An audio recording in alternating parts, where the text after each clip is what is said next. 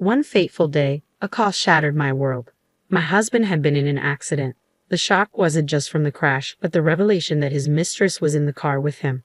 Tragically, she didn't survive, and he was left paralyzed from the waist down.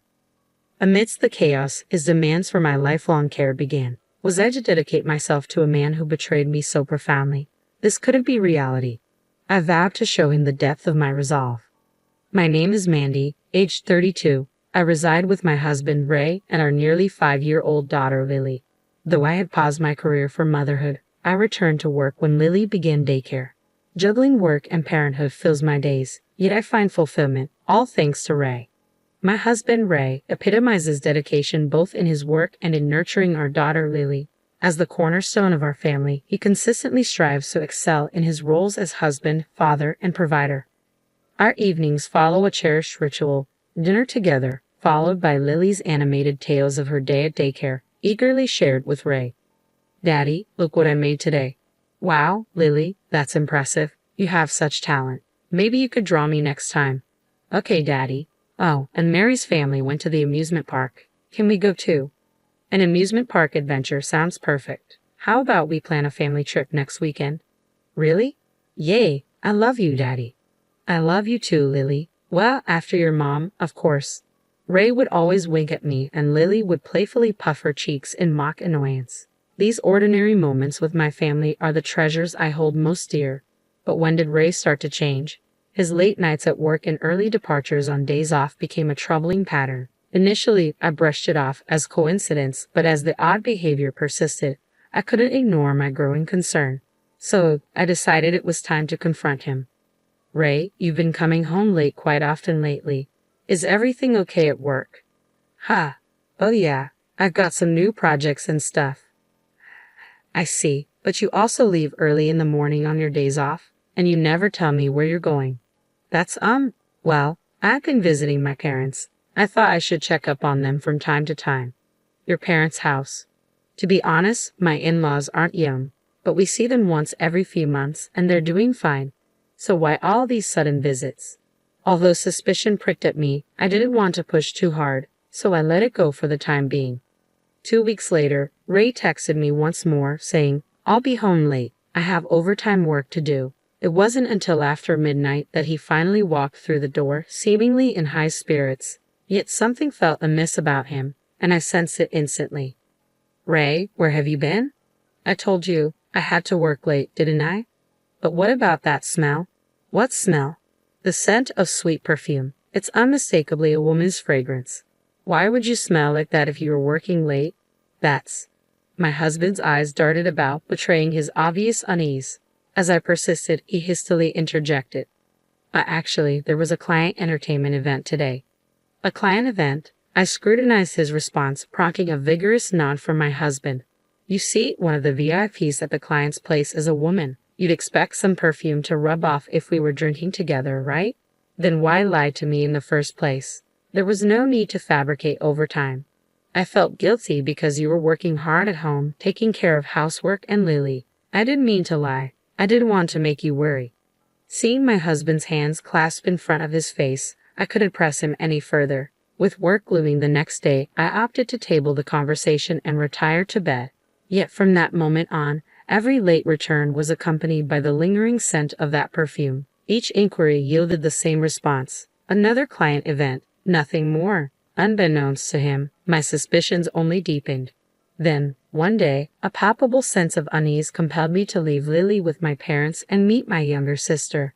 As we settled in at a cafe, I broached the subject of my husband's behavior. "Ray has been coming home late a lot recently." "So he always has the scent of a woman's perfume, huh?"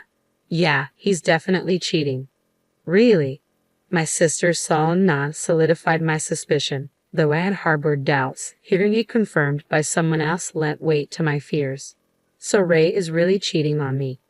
Firstly, it's odd to have client events with the same client so frequently. And besides, he must have been close enough for the perfume to linger, right?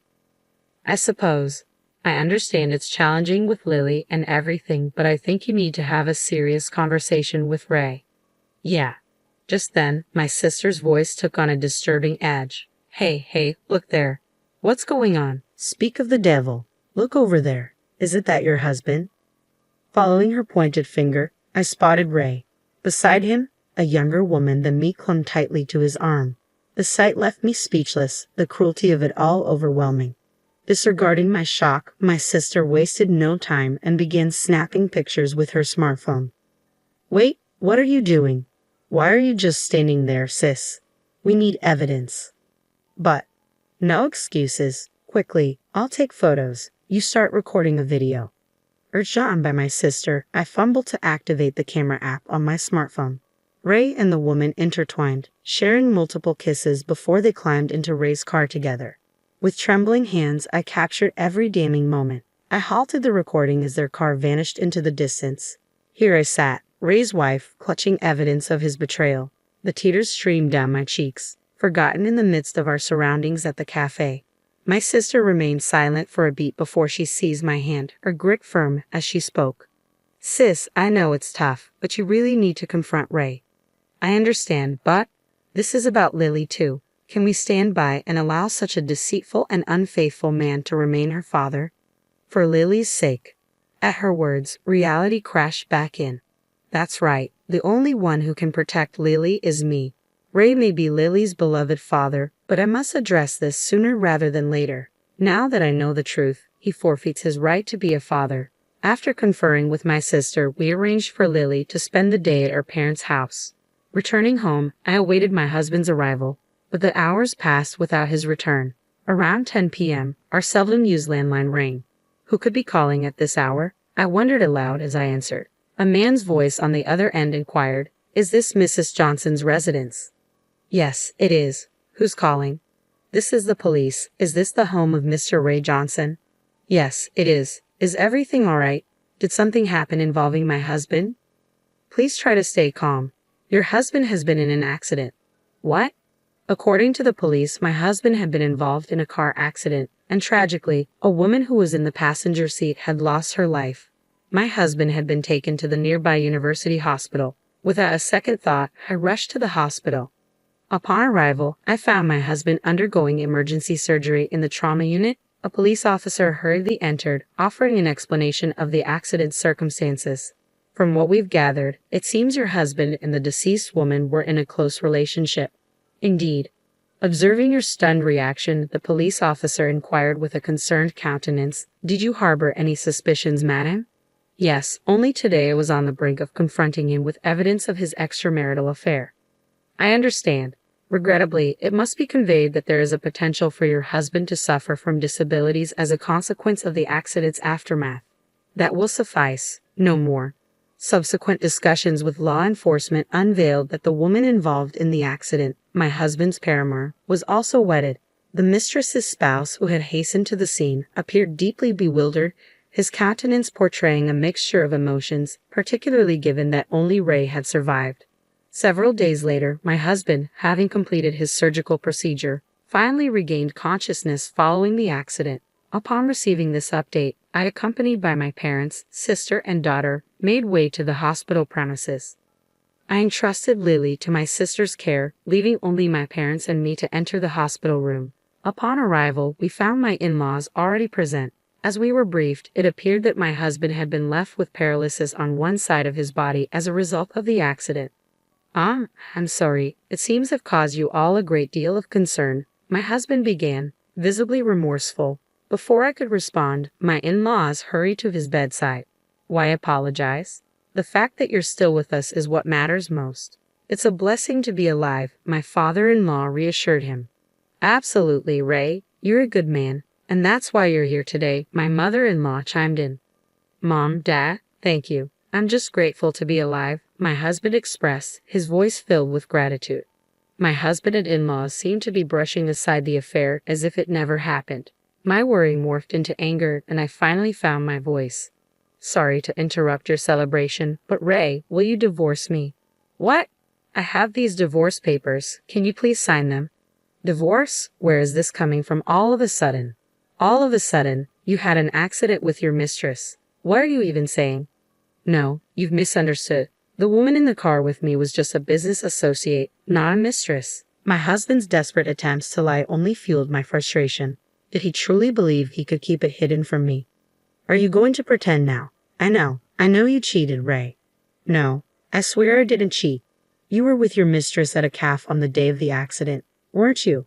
I saw you both leave together. No, it's not. Don't try to make excuses. I momentarily forgot our surroundings in the hospital room and raised my voice. You even sacrificed time with Lily to be with your mistress. What were you thinking? My mother-in-law interrupted me with a disapproving frown. Oh, Mandy, why are you so upset? If Ray cheated, it's probably because you did something wrong. Mother-in-law, what are you saying? Ray just woke up, didn't he? And you heard it from the doctor, didn't you? Ray has ended up with hemiplegia due to the aftermath. What does that have to do with our divorce? He needs dedicated care now. Instead of talking about divorce, you should be focusing on learning how to care for him immediately. That's right, my husband echoed his mother. You'll be taking care of me from now on as my wife. That's when it hit me. Any lingering sympathy I harbored for my husband vanished in an instant. Initially, I felt genuine pity for him after the accident, despite his infidelity. But now, I couldn't care less. There was not a shred of remorse in either of them for what they put me through. All they cared about was themselves. Suppressing my fury, I turned to my mother-in-law. Are you serious? Who in their right mind would want to take care of a cheating fool? A fool? Mandy, how dare you insult my Ray? Well, it's the truth, isn't it? He cheated and caused the accident. Isn't everything your son's fault? But even if the accident was his fault, cheating doesn't excuse his actions. So, if I made a mistake, does that give him the right to cheat? I've been juggling work, childcare, and household duties to support our family. You blame me and still defend your cheating son. Well, my unusually assertive tone caused my mother-in-law's voice to gradually soften. Unable to remain silent, my husband interjected angrily. How dare you speak to my mom like that? Perhaps thinking his status as a patient gave him an edge, my husband shot me a defiant glare. I stepped closer, my gaze piercing, and he muttered, "What the?" in a startled tone. Enough with the act. Who do you think is to blame for the predicament we're in? Well, you see, we're in this mess because you shattered our family with your affair, right? Getting into an accident with your mistress. How foolish can you be? There's no other word for it. What the? It's chaotic now because you brought up divorce out of nowhere. He still appears oblivious to his own culpability in this situation. Fueled by a deep sense of disgust and bitterness, I unleashed my pent-up fury upon him. Face reality, you pathetic excuse for a man. How much longer will you deflect blame onto others? Reflect on your own actions. You're the one who cheated, and to top it off, your mistress perished in that accident. Stop trying to justify yourself. Mandy. You obliterated our family with your reckless affair. I dread to think of the pain Lily will endure because of you. You haven't just wounded me, you've shattered our daughter's innocence. I can't remain married to someone like you. Go ahead and wallow in your own misery. As I turned to leave, Ray was rendered speechless, his complexion drained of color. Taking a moment to compose myself, I heard the hospital room door creak open, and in walked our daughter. Lily, how did? I'm sorry, sis. I only looked away for a second. My younger sister entered behind Lily, offering an apologetic bow. Ray seized the chance to address our daughter. Lily, you wouldn't want, right? Daddy, what do you mean? You don't want Mommy and Daddy to be apart, do you? Ray was left speechless by Lily's response. What? But if Mommy's here, you're okay? Because Mommy looks sad when she's with Daddy. It's because Daddy's doing something that Mommy hates, right? Well, you see, I hate it when Daddy makes Mommy sad. I don't need a daddy. I'm fine with just Mommy. Ray seemed taken aback by Lily's words. With nothing more to say, he sank onto the bed, his shoulders sagging. When I pushed the divorce papers toward him again, he relented and signed them. I then enlisted the help of a lawyer and pursued alimony and child support, supported by evidence of his infidelity. Additionally, he was informed about the damages sought by the husband of his mistress, resulting in a substantial financial settlement.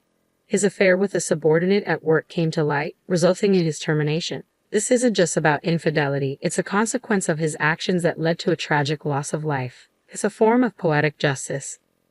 The financial repercussions hit Ray hard, draining his savings and forcing him to downsize to a modest apartment with his in-laws after selling their house. I heard that his in-laws are now caring for their son, who is confined to a wheelchair.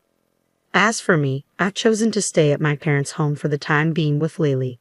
Once we're settled, I intend to live independently with Lily again. However, we believed it would be beneficial for Lily's well-being to spend some time surrounded by family. On our way to daycare, I broached the topic that had been weighing on my mind. "Hey Lily, are you truly okay?" "Ha! What do you mean? With Daddy not being here, is it okay with just Mommy and you?" In response, Lily beamed and replied enthusiastically, "I love Mommy the most. I don't like anyone who makes Mommy sad." "I understand. Mommy loves Lily very much." Lily enveloped me in a tight hug, and I held her close, feeling a renewed determination to protect her for as long as I live.